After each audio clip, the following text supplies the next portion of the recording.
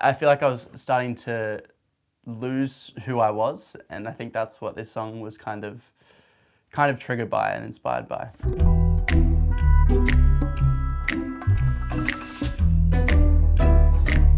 This song kind of came about because I was home alone and, you know, I just moved into this new place and there was this old, just like rusty, untuned, like old piano, and I was sitting down at it and I was playing, you know, these same chords over and over, and I was like, I just feel like I have so much emotion built up and I just need to like let it out and let all these thoughts out of my head. So I think this song was a bit of, it was a bit of therapy, and it was a bit of just being honest with myself and not wanting to write a song that, you know, wasn't actually about what I was going through and didn't try and, you know, make it really relatable and generalized. I wanted to talk about what I was going through in that very moment, and, you know, that was very, very honest. I was talking about not only my feelings that were going on at the moment, but also about the events that were going on in my life at that time that for some reason really, really hit home for me. I don't think I'm meant to be alone, left right here with my thoughts at home, with no one to hold all my fears. I really like the idea of starting off with something really, really broad and then going into something very, very specific, which comes in later with, you know, that second kind of section. I also like that the title of the song is Meant to Be Alone, and the first line is, I don't think I'm meant to be alone, because I feel like that kind of encapsulates and, you know, almost summarizes this idea that I always talk about, oh, I'm so independent, I love having my own time, and like being with my thoughts and stuff, when really that's not that true at all, because when I am alone, I'm rarely facing the very deep things that, you know, I'm thinking or experiencing or feeling and stuff like that. So I like that the song is called Meant to Be Alone, but the first line is, I don't think that I'm meant to be alone. So yeah. Crushing me down in this state, our friendship, oh, it ends at 8. Prolonged denial, it's been a while. This lyric of prolonged denial, it's been a while, is very much calling back to that idea of, you know, me knowing that there's stuff that I have to work through and just kind of putting it off, or, you know, putting it in the back of my mind and not really facing it. 'Cause I've been falling off and waiting here, thinking that I'll change next year. But I'm still the mess I am. We don't share an address or a tram, so... Me coming to terms with the fact that I was in the place that I'd wanted to be at for so long, for the, you know, for however many years that I'd been in school, but still I was feeling just this immense, just numbness, and I just didn't feel anything, but also I felt so much at the same time, and it was this just conflicting battle of so many feelings. And this line of, but I'm still the mess I am, is kind of the first time that the thoughts are starting to creep into the lyrics, you know, these thoughts and insecure, you know, feelings about myself are starting to creep into the lyrics and kind of reveal themselves. And I think I like that as the song goes on, it kind of becomes more about, you know, the actual things that I'm feeling and not just like these broad ideas. It becomes very specific of, you know, I'm a mess, or these things are worrying me, or like I want to die, those kind of things. Every time that I've sung Meant to Be Alone on like a TikTok live or something like that, people always say stuff about the we don't share an address or tram line, but they always talk about like, say you're a Melbourne boy without saying you're a Melbourne boy because of like the tram and, you know, stuff like that. But nobody ever talks about is the sharing address line, and I feel like that's such a cute just idea of like, I want to have the same address as you, and it's such a nicer way of saying I want to live with you and I want to spend, you know, my days with you and I want to be around you as much as possible. And that line is inspired by a Ben Platt song, which is called Share Your Address. Please give me a minute to take a breath and I'll be gone. I've never felt so small.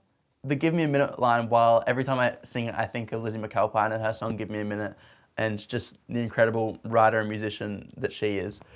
It actually wasn't meant to be an homage to her, and I kind of wrote it because when I was recording the demo, I just wanted to encapsulate this idea of, you know, when you're consumed by your own thoughts, or like you're having a panic attack or something like that, and you just like feel so incredibly overwhelmed that you just like need to calm down. And you know, in this kind of situation and scene that this song is like taking place in, this idea that, you know, someone's trying to talk to you while you're already having all these thoughts on, and you just like, you can't intake both things at once, and you just want to just say, just give me a minute, can we take our time, can we take a breath, so that I can address your thing, but I can also have to address what I'm going through, and, you know, kind of just, we need to tone this all down a bit, yeah.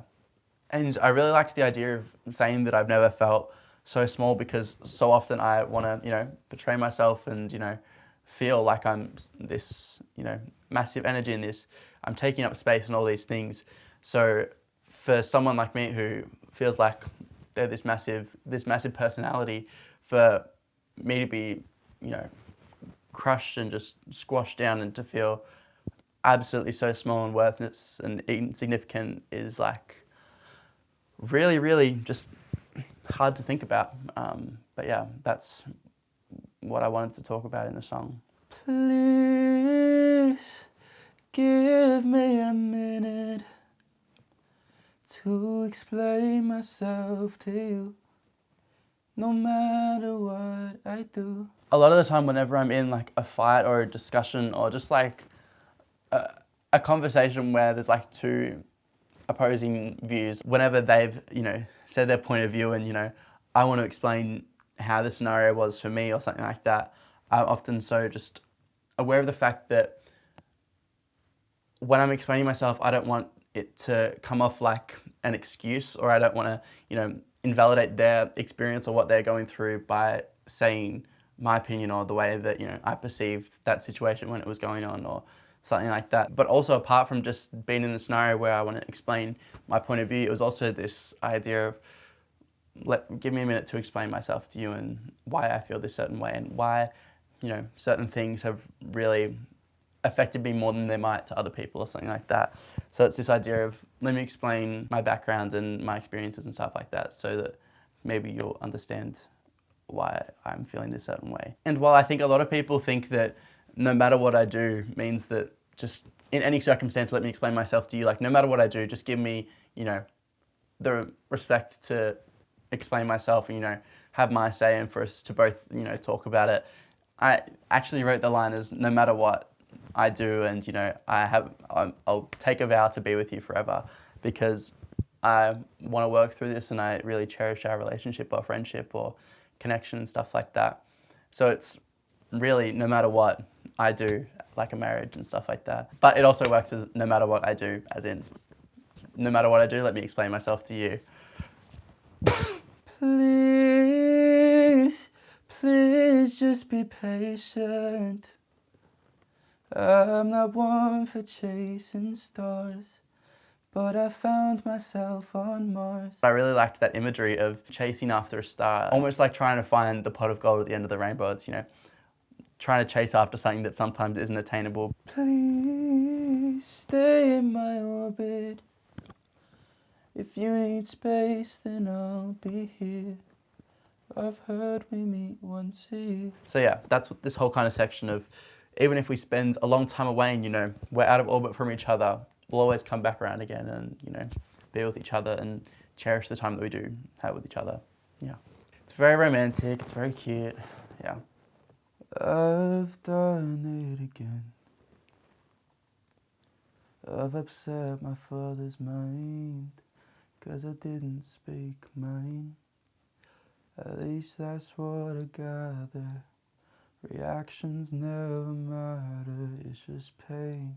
As we go into kind of this second section and talking about my dad and going to this viewing area at the airport, we kind of transition from, you know, this very metaphorical style of writing, you know, this very general and broad thing of being in space and being alone and stuff like that and those kind of feelings, to an actual event and, you know, the things that were being said or the way I was feeling and, you know, the way that that kind of triggered the things that I was already feeling before in the first section. Temper short, remember more than I should.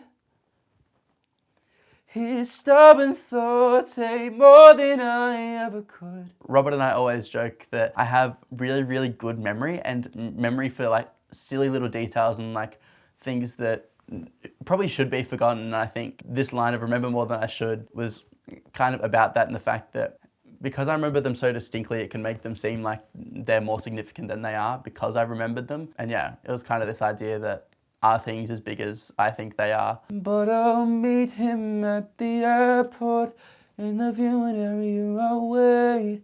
Watch planes I wish would take me off with a man who's not a mate. I wanna die for just a night. One of my favorite lines from this song is, watch planes I wish would take me off with a man who's not a mate. I feel like those two lines have this sense of not being where you want to be, and I feel like that's what I was very much feeling at the time. This idea that, you know, I'm watching things happen to other people and I'm unhappy with where I am right now, and seeing all these planes take off and land, you know, having this vision of people so excited to go off on a holiday or they're coming back from a great holiday. Seeing that and imagining that while being in this place feeling absolutely terrible, I feel like that contrast and disconnect was so interesting. To call these people that I don't know mate, and then to not call this person right next to me my mate who I have known and loved for so long, it kind of just is so wild that they're a man but they're not my mate.